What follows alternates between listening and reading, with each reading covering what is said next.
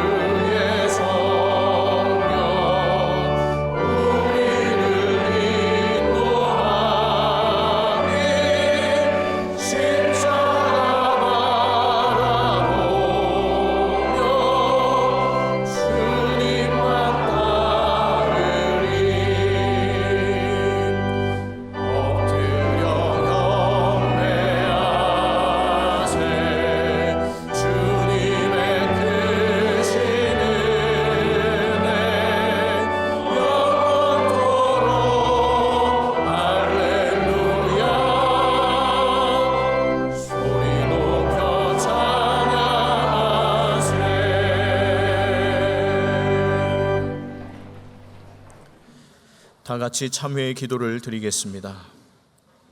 하나님, 저희는 눈앞의 편안함과 즐거움만을 추구하며 오늘에 취해 욕망과 쾌락에 빠져 내일을 준비하지 못하며 살아갑니다.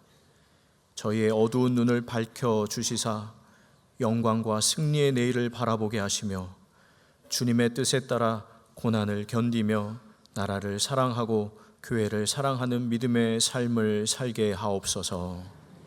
이제는 하나님께 저희 각자의 죄를 참회하며 계속 기도드립니다.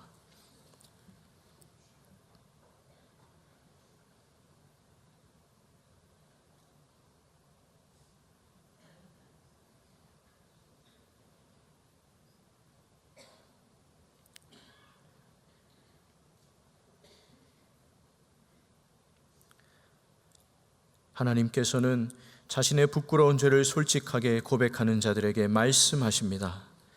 다시 우리를 불쌍히 여기셔서 우리의 죄악을 발로 밟으시고 우리의 모든 죄를 깊은 바다에 던지시리이다. 이제 사도신경으로 저희의 신앙을 고백하오니 나는 전능하신 아버지 하나님 천지의 창조주를 믿습니다. 나는 그의 유일하신 아들 우리 주 예수 그리스도를 믿습니다. 그는 성령으로 잉태되어 동정녀 마리아에게서 나시고 본디오 빌라도에게 고난을 받아 십자가에 못 박혀 죽으시고 장사된 지 사흘 만에 죽은 자 가운데서 다시 살아나셨으며 하늘에 오르시어 전능하신 아버지 하나님 우편에 앉아 계시다가 거기로부터 살아있는 자와 죽은 자를 심판하러 오십니다. 나는 성령을 믿으며 거룩한 공교회와 성도의 교제와 죄를 용서받는 것과 몸의 부활과 영생을 믿습니다. 아멘. 자리에 앉으시기 바랍니다. 다 함께 성시를 교독하겠습니다. 성시는 교독문 14번 시편 24편입니다. 땅과 거기에 충만한 것과 세계와 그 가운데에 사는 자들은 다 여호와의 것이로다.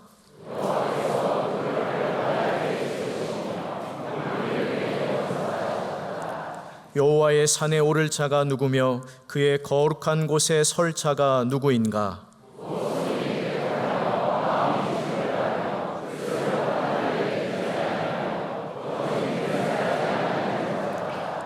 그는 여호와께 복을 받고 구원의 하나님께 의를 얻으리니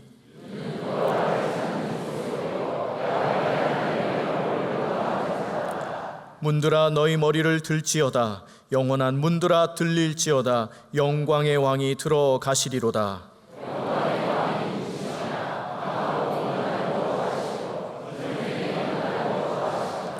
문들아 너희 머리를 들지어다. 영원한 문들아 들릴지어다. 영광의 왕이 들어가시리로다.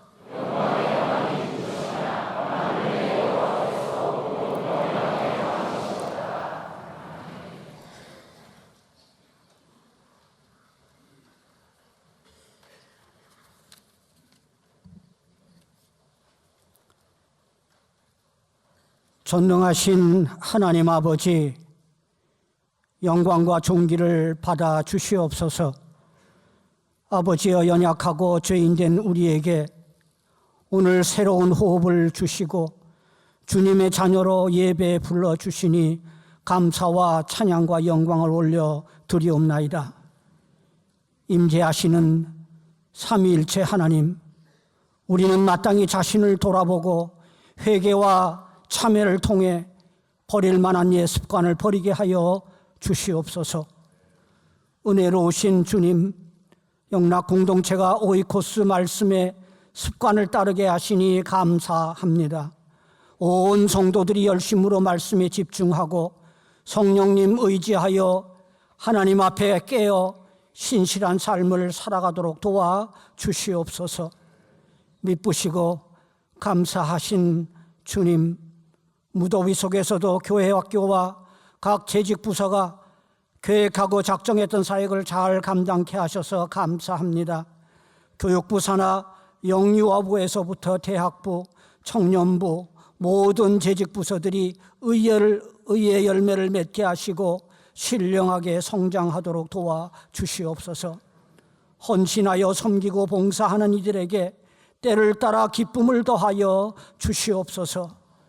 교역자들과 교사들에게 양질의 지혜의 말씀과 희생의 실천을 더하여 기쁨을 더하여 주시옵소서. 하나님 아버지, 우리의 삶이 예전보다 나아졌음에도 아직도 어려운 이웃들이 적지 않습니다. 그들의 식탁과 필요를 채워 주시옵소서.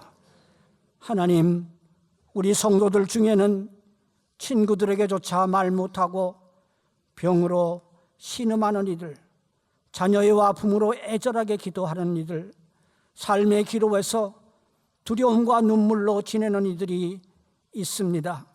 이러한 가정마다 주님 의지하여 무너진 마음들이 회복되는 역사가 있게 하여 주시옵소서. 하나님, 특별히 연로한 성도들에게는 견디는 힘을 주시고 낙심치 않도록 도와 주시옵소서. 주여, 79년 전 대한민국을 식민 지배에서 해방해 주셔서 감사합니다. 주님, 한반도를 분쟁의 위협에서 보호해 주시옵소서. 자유 대한민국이 복음으로 통일되고 강성하여져서 전 세계적인 복음과 선교의 사명을 다하는 나라 되게 도와주시옵소서. 아버지, 지구촌에는 아직도 전쟁과 혼란이 계속되고 있습니다. 주님의 섭리하심으로 갈등이 변하여 평화가 되게 하여 주시옵소서. 진행 중인 80주년 기념 사업, 맡은 이들이 지혜롭게 잘 살피게 하시고 완급을 잘 조절하여서 사역들을 신속하게 잘 완성하여 우리의 성도들이 적절하고 쾌적한 환경에서 믿음 생활을 하게 하여 주시옵소서. 그리하여 미래 세대에는 영적 부흥의 기반을 잘 물려줄 수 있도록 주여 도와주시옵소서. 아버지, 갈보리 찬양대가 주님의 성호를 찬양합니다. 헌신하는 성가 대원들에게 각자의 처지와 존재에 따라 신령한 복과 은혜로 덧입혀 주시옵소서. 하나님 아버지, 주님의 복음을 선포하는 주의 종을 살펴주시고 성령 충만을 주시옵소서. 사역의 분주한 일정 속에서도 늘 강건함을 주시옵소서. 권세와 능력으로 하늘의 언어로 지혜를 선포하도록 도와 주시옵소서. 우리에게 믿음과 행복을 주시는 예수 그리스도의 이름으로 기도 올리옵나이다. 아멘.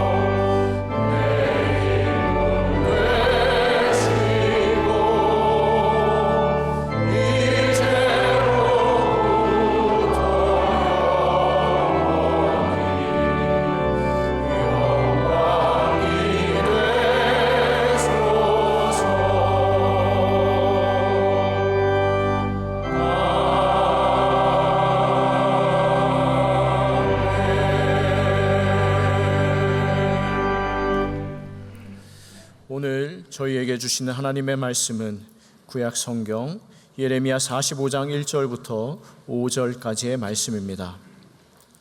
예레미야 45장 1절부터 5절까지의 말씀입니다.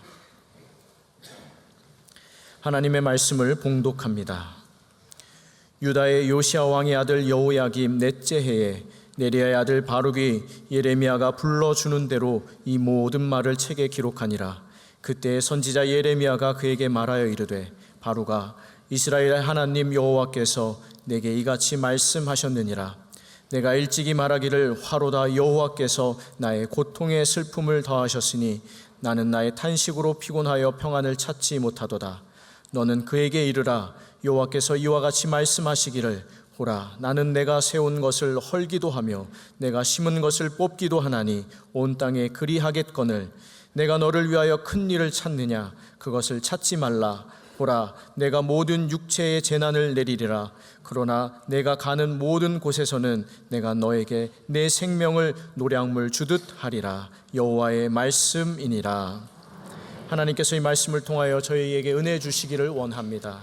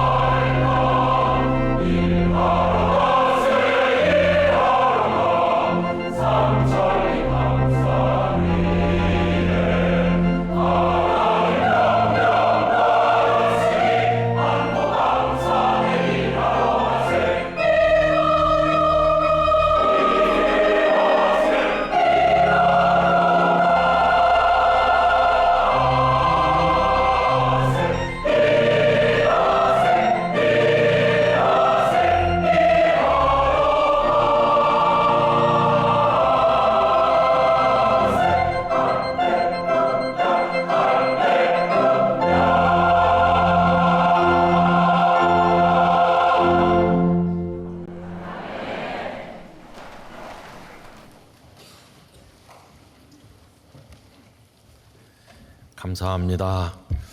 삼천리 반도 금수 강산인데 지금은 가운데가 동강 나가지고 너무나도 안타깝습니다. 이 찬양이 우리 선조들이 믿음 안에서 불렀던 찬송이지요.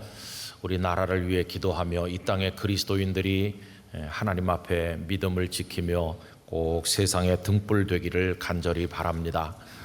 오늘도 영락교회 예배당에 예배하러 오신 성도님들, 또 부속실에까지 많은 성도님들, 우리 교회를 방문하신 분들, 어려운 처지에서 영상에 의존해서 예배하는 분들 모두에게 하나님의 은총이 충만한 주일이 되시기를 바랍니다.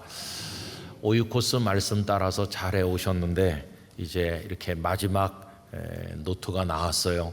오늘부터 구하실 수 있으시니까 여러분들이 준비하셔서 요한계시록 마지막 장을 다 같이 읽을 때까지 잘 계속해 주시기를 부탁을 드리겠습니다. 1912년 4월 15일 밤 2시 20분에 세계에서 가장 크고 호화롭다고 하는 유람선 타이타닉호가 대서양 바닷속에 가라앉았습니다. 그 배에는 2224명이나 타고 있었는데 생명을 건진 사람은 710명이고 1514명이 물속에서 목숨을 잃었습니다. 큰 충격이었습니다.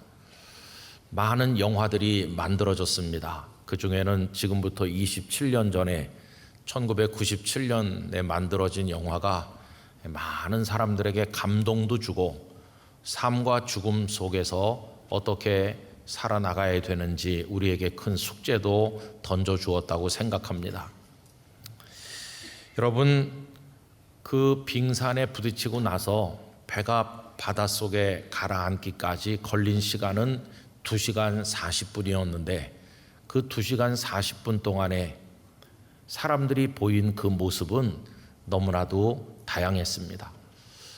그 2224명이 마지막 2시간 40분 동안에 가졌던 생각, 그들이 표현한 몸짓, 그리고 그들의 갈망과 그때 그들의 움직임이 각양각색이었고 그 아비규환의 혼란 속에서 세상의 모든 군상을 다 보는 듯한 그런 장면이 연출되었습니다. 그 영화 속에서도 그렇고 또 전해지는 많은 이야기들을 보면 그 배에 탄 그들은 정말 다양했다고 합니다. 어떤 이들은 살아남기 위해서 배가 물속으로 사라지는 마지막 순간까지 안간힘을 썼는데 아마 대부분이 다 그러했을 것입니다. 그런가 하면 아주 치졸하고 더러운 꼼수를 써서 구명보트에 한 자리를 마련하는 사람도 있었습니다. 또 어떤 이들은 어차피 한번 떠날 세상인데 내가 의연한 모습을 보여주겠다 이렇게 하면서 물에 잠기는 그 순간까지 책을 읽고 있었던 언론인 스티드라는 사람이 있었고 또 마지막 낭만을 즐기기 위해서 턱시도로 갈아입고 술 한 잔을 마시던 백만장자 구겐하임의 이름도 전해지고 있습니다. 그런가 하면 눈물이 나고 가슴이 뭉클하도록 감동을 주는 장면들도 있었다고 전해지는데 사랑하는 아들과 딸을 침대에 눕혀서 마지막 잠을 재우는 자장가를 불러주면서 행복하게 살았습니다. 이런 동화를 읽어주던 한 어머니의 모습이 있습니다.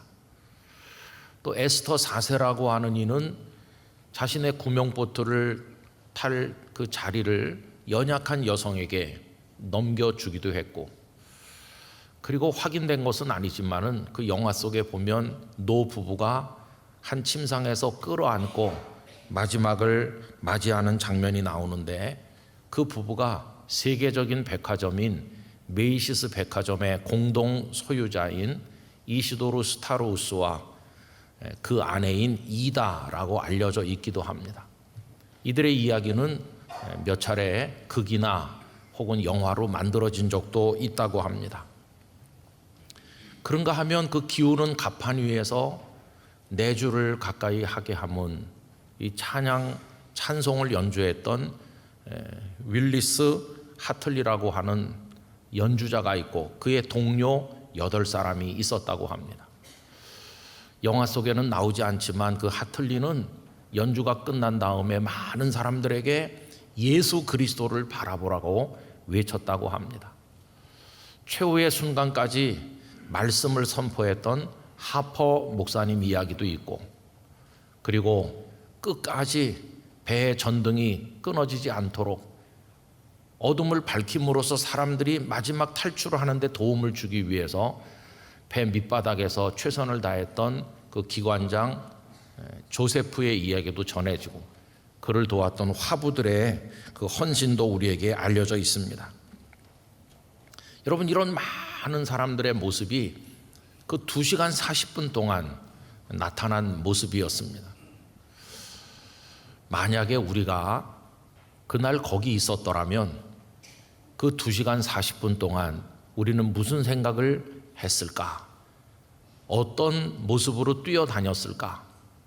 그리고 그 시간에 우리는 무슨 일을 했을까? 이런 생각을 해보게 됩니다. 오늘 함께 예배하는 성도 여러분, 여러분들께서 거기 계셨다고 한다면 그 2시간 40분 동안 어떤 모습으로 계셨으리라고 생각을 하십니까? 저는 이러한 혼란의 모습은 타이타닉호에만 있었던 것은 아니라고 생각합니다. 어떤 공동체든지 기울어가고 침몰하는 공동체에는 그런 아비규환의 혼란이 있게 마련입니다. 우리가 오이코스 말씀을 읽으면서 최근에 예레미야서와 예레미야 애가서를 읽었는데, 예레미야서를 읽어 내려가는 마음은 마치 타이타닉호에 타고 있는 듯한 느낌을 줍니다. 한 나라 유다가 기울어가고 침몰해가는 이야기를 보여주기 때문입니다. 예레미야 39장에 오면 3차 침략을 받은 남유다가 드디어 함락되는 이야기가 나옵니다. 예루살렘이 다 무너지고 하나님의 성전이 불타고 무수한 사람이 죽어나가는 그런 모습을 우리에게 보여주고 있습니다. 여러분, 오늘 읽은 이 45장은 아직은 무너지기 전에 조금 전 여호야김이라고 하는 왕이 있을 때 이야기인데, 이미 그때 배는 거의 기울어가던 때라고 말할 수가 있을 것입니다. 그때 유대 예루살렘에 거주하는 사람들은 어떤 모습을 보여주고 있었을까요? 칼날에 죽어가는 사람도 있었을 것이고, 어디로 가야 살 것인지 애굽으로 가야 되는가 아니면 바벨론에게 항복해야 되는가 갈팡질팡하는 사람도 있었을 것이고, 다양한 군상이 거기 있었을 것입니다. 여러분, 이런 말씀을 읽으면 가슴이 답답해지는데, 그 이유는 지금 우리가 살고 있는 이 지구촌 또한 또 하나의 타이타닉호가 아닌가 하는 생각을 가지기 때문입니다. 여러분, 기후 이변으로 인해서 온갖 일들이 벌어지고 있고, 사람들의 그 악은 하늘을 향해서 치솟고 있고, 그리고 전쟁, 탐욕, 타락과 방종, 도대체 종잡을 수 없을 만큼 이 지구촌 전체가 지금 기울고 있는 게 오늘의 모습이라고 생각합니다. 우리는 마치 그 배에 승선한 승객인 것처럼 이 지구촌이라고 하는 거대한 타이타닉에 승선해서 이 기울어가는 세상 속에 존재하고 있는 것이죠. 그들에게 2시간 40분이 있었다면 우리에게는 도대체 얼마나 시간이 남은 것일까? 우리 개인에게는, 이 지구촌 전체에는 얼마나 시간이 남은 것일까? 이런 생각을 하게 됩니다. 여러분, 이런 혼란한 시대에 살고 있는 사람들은 어떻게 살아야 될까요? 또 생각을 한다면 무슨 생각을 해야 될까요? 우리에게 중요한 것은 무엇이겠습니까? 저는 오늘 읽은 예레미야 45장을 통해서 그 중요한 하나님의 뜻을 발견할 수 있다고 생각합니다. 하나님께서는 혼란한 시대를 사는 성도들에게 말씀하시기를 큰 일을 추구하지 말라고 말씀하십니다.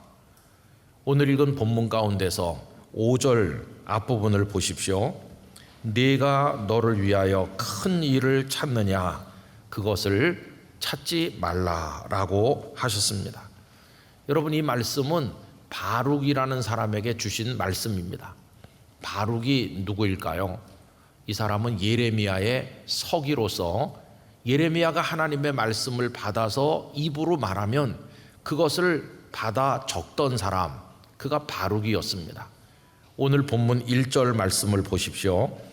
유다의 요시야 왕의 아들 여호야김 넷째 해에 네리야의 아들 바룩이 예레미야가 불러주는 대로 이 모든 말을 책에 기록하니라 라고 되어 있죠.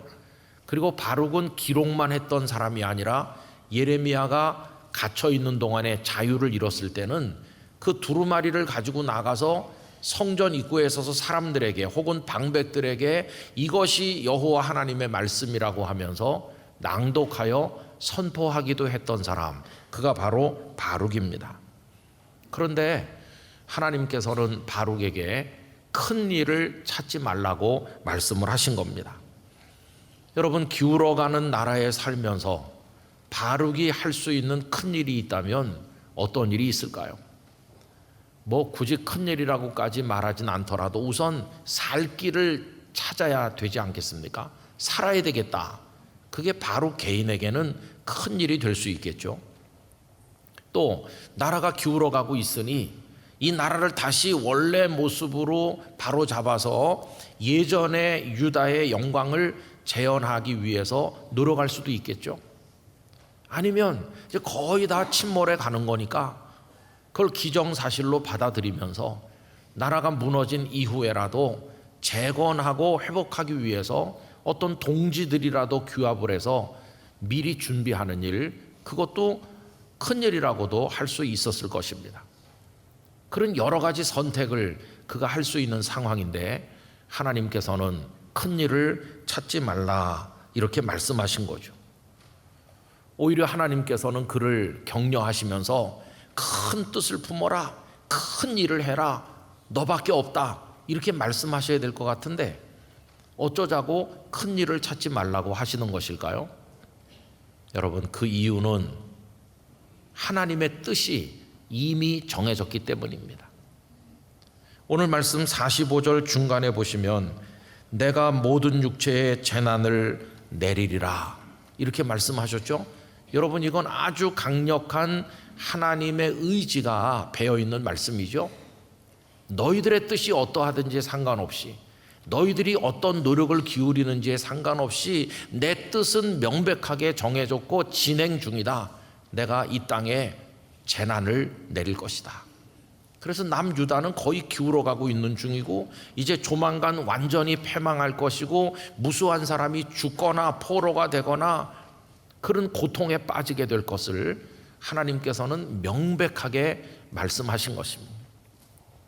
아무리 내가 큰 뜻을 품고 큰 일을 하겠다고 나선다 할지라도 이미 정해져서 진행 중에 있는 하나님의 일을 가로막을 수는 없을 것이다 하는 이야기죠. 여러분, 이런 상황에서 큰 일을 찾지 말라고 하시면 도대체 뭘 하라고 말씀하시는 겁니까? 그런 일을 하지 말라면 해야 될 일은 도대체 뭘까요? 참 놀랍게도 그것은 그 상황이 주는 고통을 받아들이면서 그 고통을 견뎌내라. 이게 내가 할 일이다. 이게 하나님의 말씀입니다. 여러분, 사실 이런 말씀은 우리가 받아들이기가 어렵고 받아들이고 싶지도 않고 그렇죠. 내가 교회 가서 말씀을 들었는데 너의 고통이 곧 끝난다고 하더라. 그런 말씀을 듣고 싶지. 그 고통을 견디라고 말하는 거, 이런 말씀을 우리가 아멘 하기는 어렵지 않습니까? 그렇지 않아도 예레미야와 바룩은 극심한 고통 가운데 있었습니다. 예레미야는 얼마나 나라의 멸망을 그 현장에서 지켜보면서 울고 또 울고 또 울었는지 우리는 그분을 눈물의 예언자라고 부르고 있습니다. 바룩도 예외는 아니죠. 예레미야와 늘 함께 있으면서 그 고통을 고스란히 같이 나누고 있었죠. 오늘 말씀 3절에 그의 탄식이 나와 있습니다. 내가 일찍이 말하기를, 여기까지는 예레미야가 이제 전달하는 건데요. 일찍이 바룩이 무슨 말을 했습니까? 화로다, 여호와께서 나의 고통에 슬픔을 더하셨으니 나는 나의 탄식으로 피곤하여 평안을 찾지 못하도다. 이게 평소에 입만 열면 바룩이 하던 탄식이었어. 그 고통을 여기서 우리가 느낄 수가 있잖아요. 그럼 여러분, 바룩이 이렇게 고통을 하면 하나님께서는 무슨 말씀을 하시는 게 좋다고 생각하십니까? 우리 생각엔 이래요. 바룩, 너 너무 힘들구나. 그러나 괜찮다. 조금만 있으면 해 뜰 날을 볼 것이다. 이렇게 말씀해 주시면 참 좋지 않겠어요? 그런데 하나님께서는 그런 말씀을 하시는 게 아니라 고통이 계속 될 것이니까 너는 그 고통을 견뎌내라. 나는 세운 것을 헐기도 하고 심은 것을 뽑기도 하는 심판자다. 오히려 이렇게 말씀을 하시는 겁니다. 여러분, 오늘 말씀 4절을 보십시오. 너는 그에게 이르라. 여호와께서 이와 같이 말씀하시기를, 보라, 나는 내가 세운 것을 헐기도 하며 내가 심은 것을 뽑기도 하나니 온 땅에 그리 하겠거늘. 무슨 얘기일까요? 고통이 끝날 거라는 약속이 아니라 앞으로도 계속해서 허물고 뽑아버릴 것이니까, 심판이 계속될 것이니까 너는 그 한복판에서 고통을 견뎌라. 그게 지금 네가 해야 될 일이다. 이렇게 말씀을 하시는 것이죠. 큰 일은 찾지 말고 고통을 견디라고 하나님께서 바룩에게 주신 말씀이었어요. 저는 오이코스 말씀을 같이 따라 읽으면서 이 45장 말씀을 읽고 또 읽으면서 마음속에 이런 깨달음을 가지게 됐습니다. 우리가 혼란한 시대, 기울어가는 배전 같은 세상에 살면서 할 수 있는, 해야 될 일이 뭘까? 성도에게 주신 사명들 중에 하나가 뭘까? 그게 뜻밖에도 고통을 견뎌내는 것임을 깨닫게 되었습니다. 여러분, 우리는 그동안 가벼운 신앙에 너무 길들여져 왔다고 생각합니다. 제가 가벼운 신앙이라고 표현을 했는데 예를 들면 이런 겁니다. 하나님을 믿으세요. 그러면 구원을 받을 겁니다. 이렇게 전도지에 적어서 사람들에게 나눠주죠. 구원받는 일이 하나님을 믿어야 된다는 건 맞긴 맞아요. 맞긴 맞는데 그걸 전달받는 사람에게는 어떻게 전달되겠습니까? 야, 구원받는 게 그렇게 쉬워? 어린애 장난같이 쉽네? 그냥 뭐 믿으면 된다고? 이렇게 전달되는 건 아닌가? 여러분, 하나님을 믿고 구원받는 게 그렇게 쉬운 일이 아니죠. 또 기도도 그렇습니다. 구하라. 그러면 내게 주실 것이요. 그 별거 아니네. 그냥 하나님, 제게 소원이 있어요. 그러면은 하늘에서 뭐가 막 내려오는가? 여러분, 기도가 그런 겁니까? 그렇지 않잖아요. 그런데도 우리는 가벼운 신앙은 성경을 읽을 때나 받아들일 때 모든 걸 그런 수준에서 받아들이는 거죠. 근데 여러분, 가벼운 신앙을 가지면 어떤 문제가 있느냐 하면 무거운 신앙을 가질 수 없게 되는 것이죠. 무거운 신앙은 뭡니까? 이런 겁니다.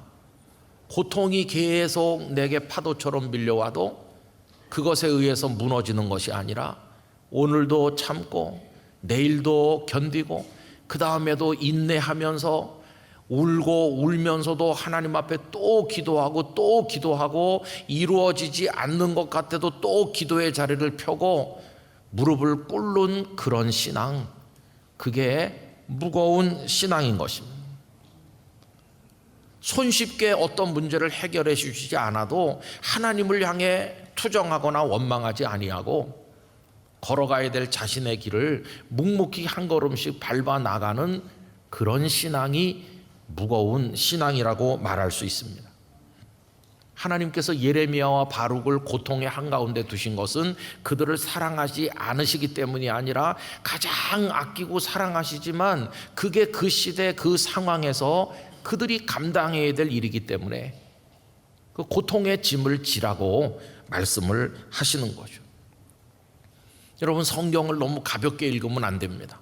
우리는 아브라함의 이야기를 읽을 때 아브라함이 75세에 가나안 땅에 들어갔고 100살에 기적적으로 아들을 얻었다. 그리고 그가 모리아산에 아들을 번제로 바치러 올라갔는데 숫 양을 다 준비해 놓으셨더라. 하나님께서 알아서 다 해주신다. 그냥 이렇게 읽고 하나님은 기적을 연속해서 주시는구나. 그냥 이렇게 가볍게만 생각하면 안 됩니다. 75살에 가나안에 들어간 아브라함이 100살이 될 때까지 그 아들 주시기를 얼마나 목말라 하면서 기다렸을까?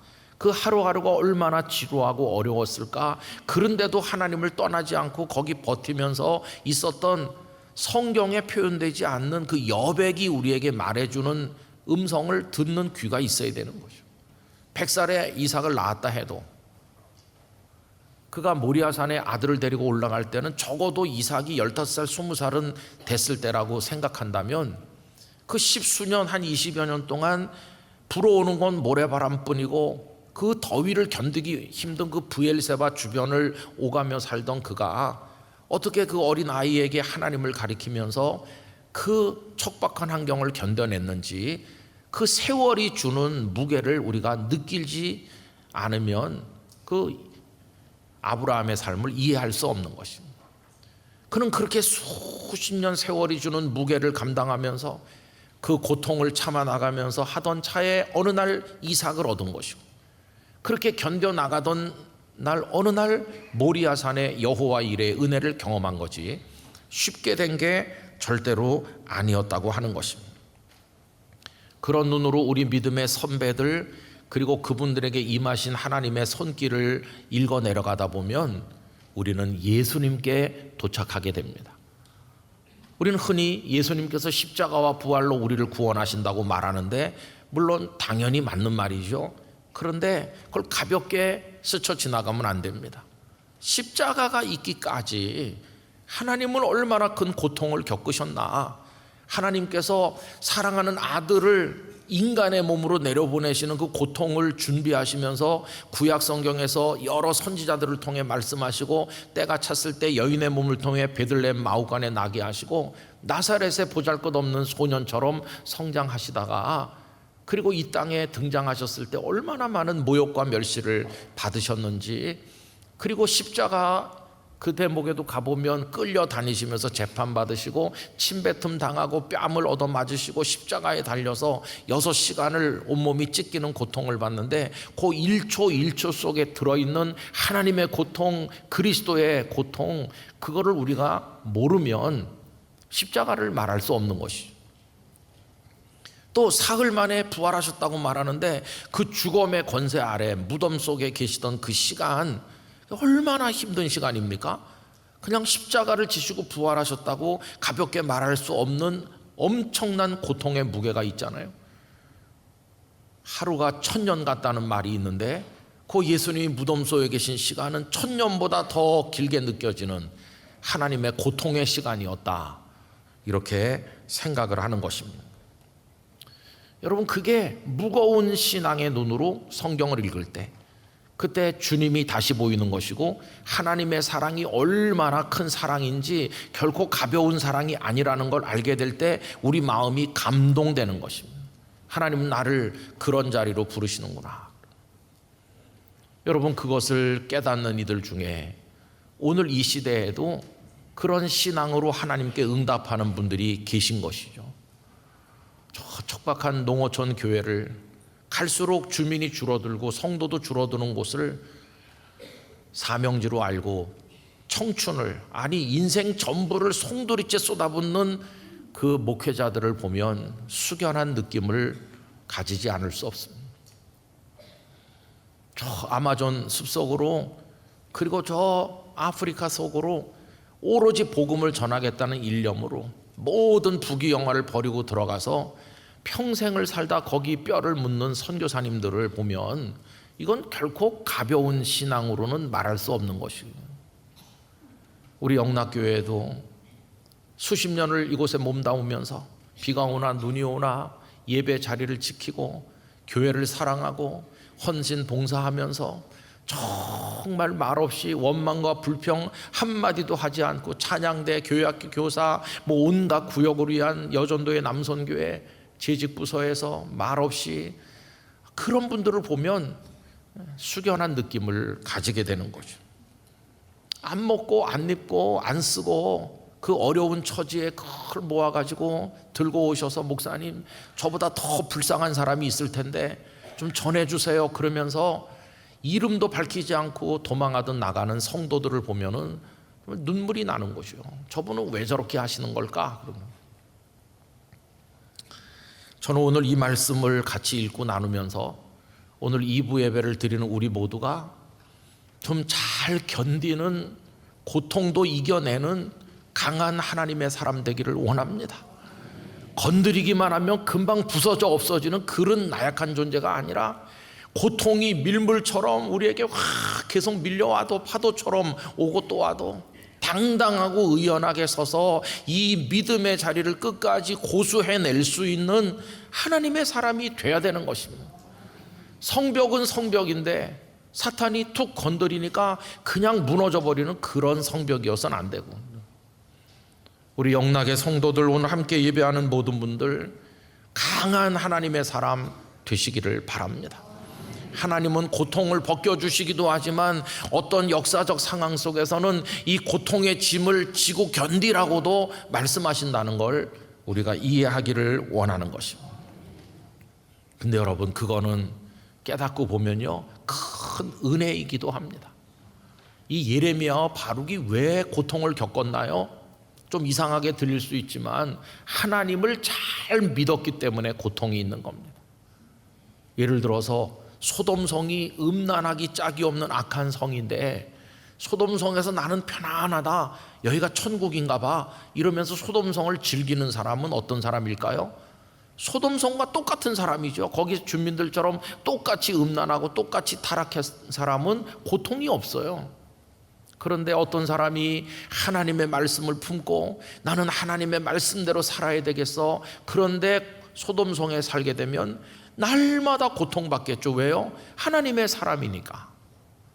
예레미야와 바룩은 말씀을 받는 사람, 말씀을 기록하는 사람, 말씀을 선포하는 사람, 말씀대로 살려고 애쓰는 사람이기 때문에 아무도 하나님의 말씀을 존중하지 않는 침몰하는 유대 사회에서 고통을 겪게 된 것이고, 그 고통이 그들이야말로 진짜 하나님의 사람임을 증명해주는 명백한 증거였던 것입니다.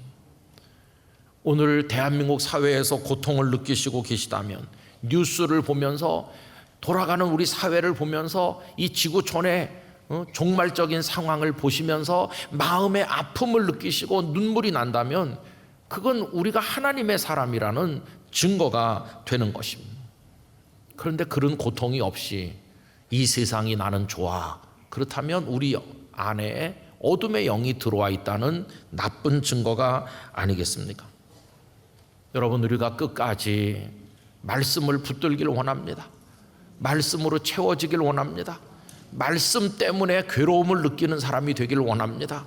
이 세상이 말씀을 버리는데 그 속에서 말씀을 지키려다 보니까 겪는 괴로움이 커질 때 그만큼 우리는 하나님께 가까워질 줄로 믿는 것입니다.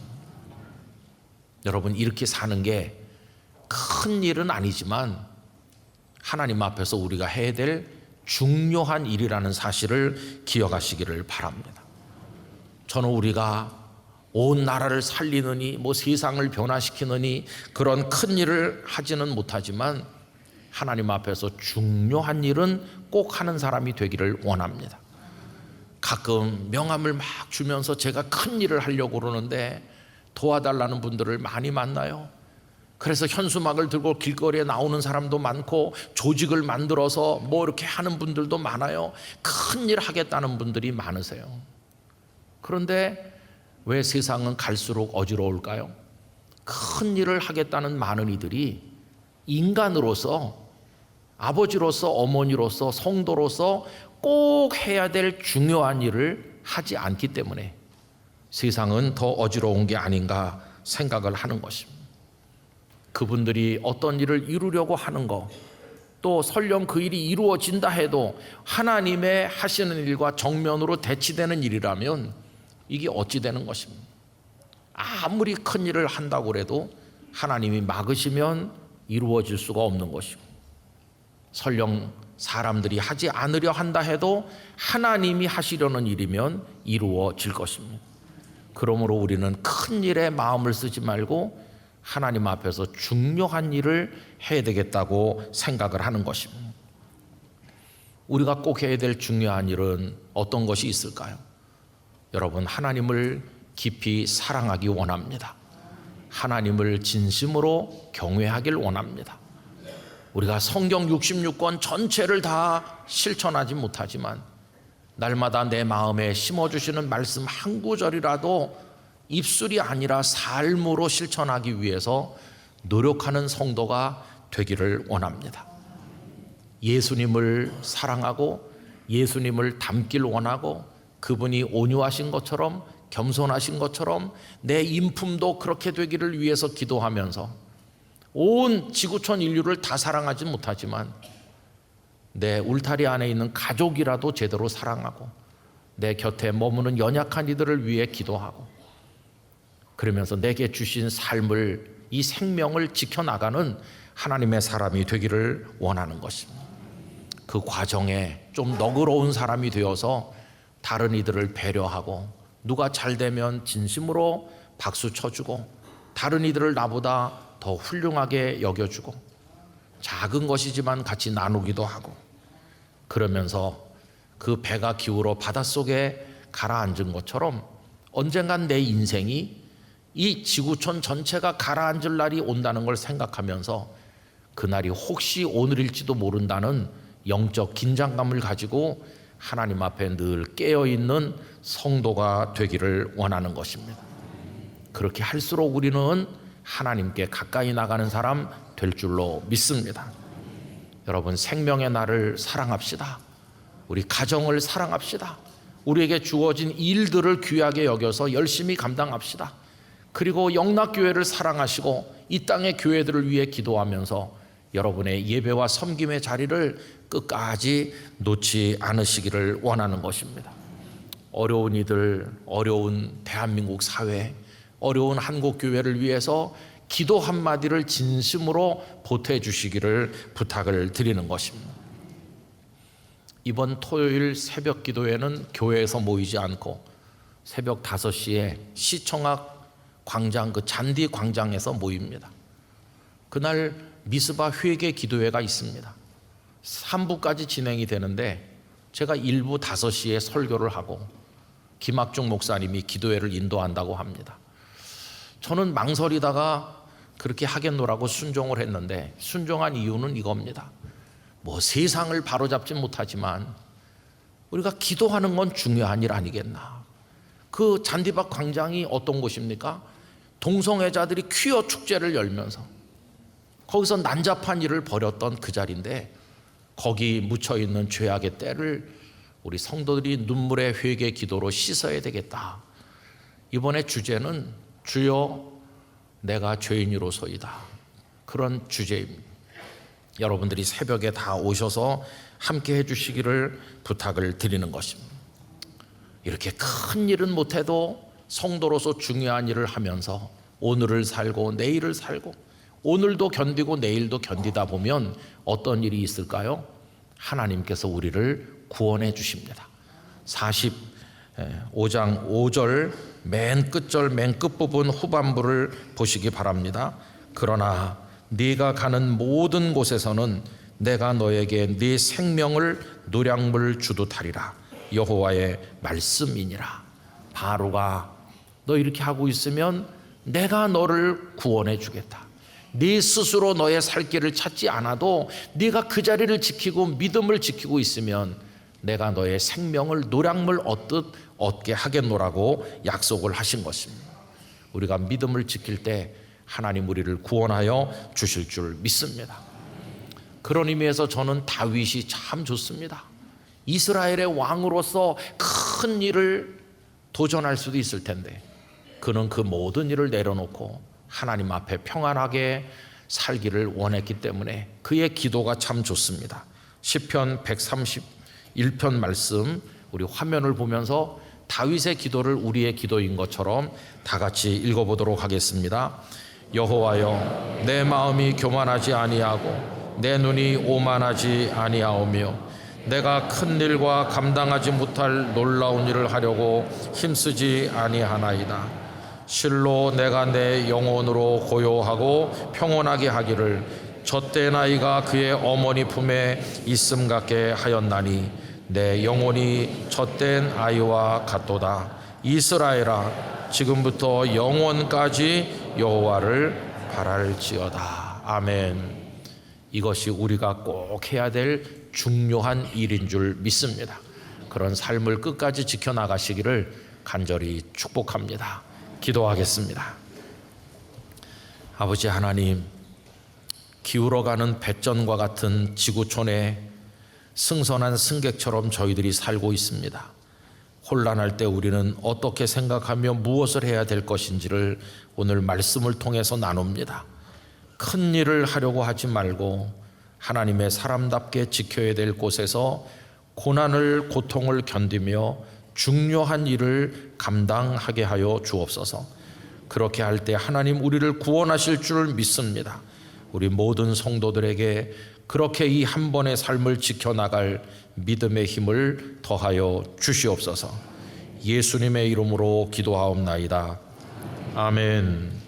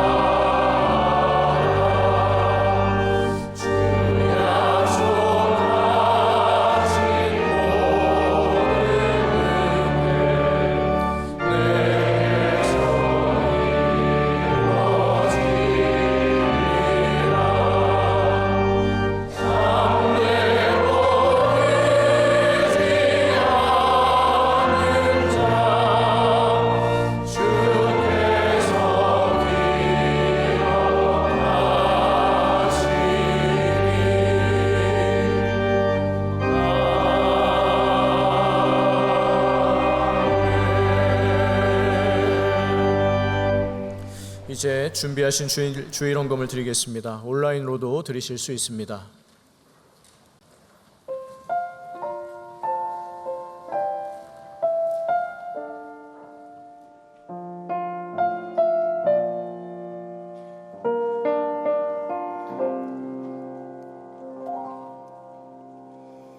내가 나를 가도 그래도 나는 너를 떠나지 않으며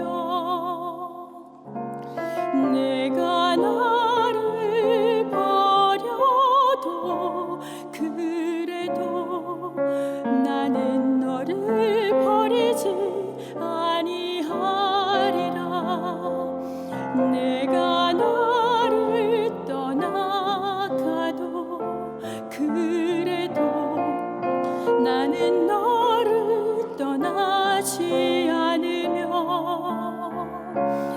내가 나를 버려도 그래도 나는 너를 버리지 아니하리라. 내가 나를 사랑하지 않아도 그래도 나는 너를 사랑하며 내가 지은 죄 많으나 그래도 나는 너를 용서하리라. 내가 천하고 미련하나 그래도 나는 너를 받으리라. 내가 천하고 미련하나 나는 너를 받으리라.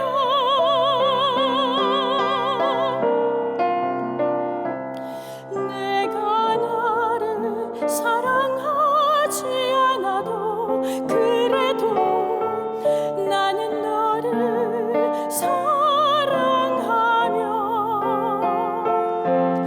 내가 지은 죄 많으나 그래도 나는 너를 용서하리라. 내가 천하고 미련하나 그래도 나는 너를 받으리라. 내가 천하고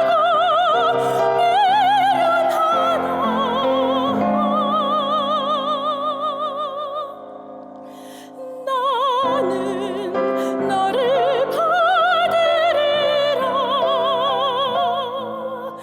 나는 너를 받으리라. 나는 너를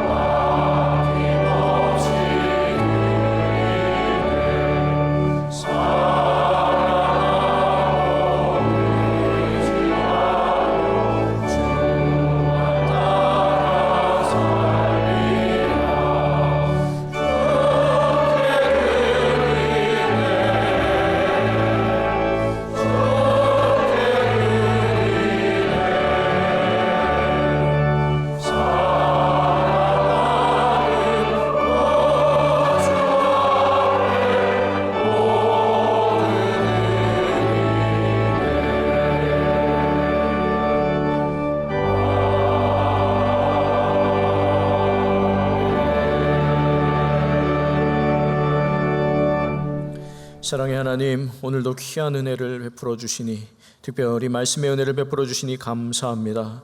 주신 말씀대로 크고 화려한 것만 추구하는 가벼운 신앙 아니라 십자가를 짊어지고 견디고 인내하는 신앙, 말씀대로 살아가는 신앙 되게 하여 주시옵소서. 베풀어 주신 사랑과 은혜에 감사하여 저희의 시간과 물질과 중심을 올려드립니다. 드려진 모든 예물마다 하나님 나라 귀한 씨앗들 되게 하여 주시고 드린 모든 성도들의 가정, 일터, 삶의 자리마다 보살펴 주시는 하나님의 은혜가 가득하게 하여 주시옵소서. 예수님의 이름으로 봉헌기도 드리옵나이다. 아멘. 자리에 앉으시기 바랍니다. 8월 24일 토요일 오전 5시 서울시청 앞 광장에서 미스바 회개 대성회가 있으며 김문서 목사님께서 말씀을 전해 주십니다. 돌아오는 토요일 새벽 기도회는 미스바 회개 대성회로 드립니다. 유아 세례식이 9월 1일 찬양 예배 시 본당에서 있습니다. 접수는 오늘 오후 2시까지 봉사관 2층 각 교구 전도사가 받습니다. 자세한 내용은 주보를 참고해 주시기 바랍니다. 영락 오이코스 묵상 노트 9월에서 12월호가 발행되었습니다. 봉사관 로비와 50주년 기념관 로비에서 구입하실 수 있습니다. 2024년 하반기 전도훈련학교 훈련생과 훈련자를 모집합니다. 다음 주일까지 배단위 광장과 베데라 부스에서 현장 등록이 가능하며 8월 27일 화요일까지 홈페이지 배너와 QR코드를 통해 온라인 등록이 가능합니다. 사회봉사학교 제1기 수강생을 모집합니다. 다음 주일까지 배단위 광장과 한경직 목사 기념관 앞 부스에서 현장 신청이 가능하며 주보의 QR코드를 통해 온라인 신청이 가능합니다. 제자양육훈련부 하반기 수강 신청을 다음 주일까지 배단위 광장과 봉사관 앞 부스에서 받으며 9월 1일 주일까지 주보의 QR코드를 통해 온라인 신청이 가능합니다. 상담부 하반기 공개 강좌가 가정에서의 영성이라는 주제로 오늘 오후 1시에 기념관 503호에서 있습니다. 다음 주일은 사회봉사 주일입니다. 봉사금을 온라인으로 모금하며 방법은 온라인 헌금과 동일합니다. 별세자 소식입니다. 인천교구 57구역 김병옥 은퇴권사님이 별세하셨습니다. 고인은 장병건 은퇴 장로님의 모친이 되십니다. 8월 19일 월요일 오전 7시 건국대학교 병원 장례식장에서 장례의식이 있습니다.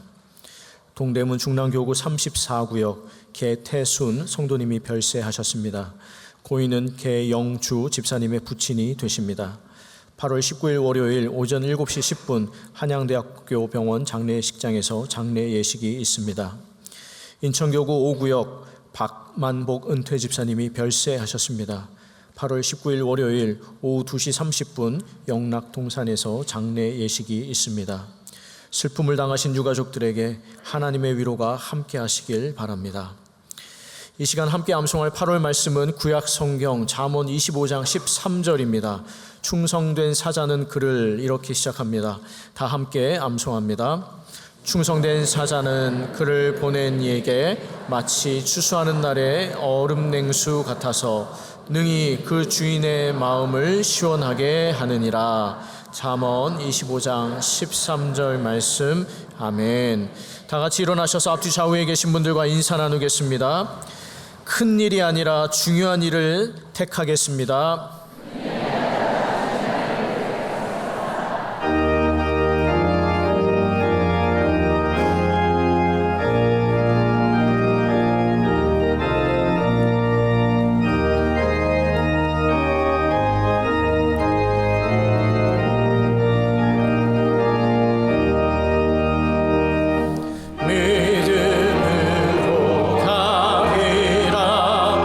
주님 가신